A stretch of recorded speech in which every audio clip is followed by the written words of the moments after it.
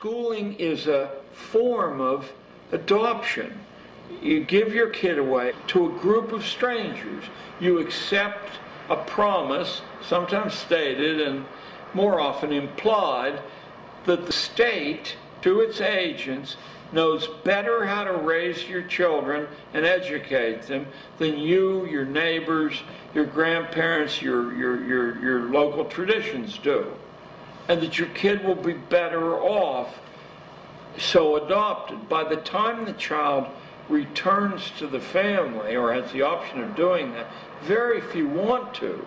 Their parents are some form of friendly stranger too, and why not? In the key hours of growing up, strangers have reared the kid. Now let's look at the strangers, of which you were one and I was one. Regardless of our good feeling toward children, regardless of our individual talents or intelligence, we have so little time each day with each of these kids, we can't possibly know enough vital information about that particular kid to tailor a set of exercises to that kid. So what we do is accept, and of course if we don't accept this, we're fired or harassed. We accept a state's prescription that's written in manuals. You do this first, and this second, and this third. And the way the state checks on whether you've followed that diet is there's standardized tests given at intervals. If your kids do badly, it does not mean that they're bad readers or anything else. It means that they haven't been obedient to the drills the state set down, and they're marked for further treatment later on, or they're marked to be excluded from responsible jobs. Perhaps some ways by being excluded from the colleges that lead to responsible jobs, in other ways from the licenses that lead to responsible jobs.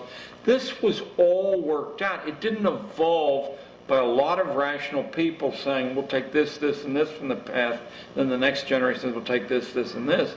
This was set down largely in a handful of places. Now let's shift to the basis of your question, which is Rockefeller and Carnegie and J.P. Morgan. These people saw a different kind of utopia. They thought that this material abundance, since they had abandoned a belief in a creator or an afterlife, this material abundance was the best that a human life could aim for. And to do that, the family had to be moved off center stage, and the children had to be processed like raw materials. These are the people who saw to it with their influence that when legislation that was wildly radical based on any past model was proposed, that the right legislators would vote that legislation through. They saw to it that money was available to build these vast piles of brick and stone and to drain children out of the community by the force of law, mind you, because they don't teach the way children learn, nor can they teach the way children learn. That's not what they're set up to do. They're set up to produce a predictable, homogeneous, safe product.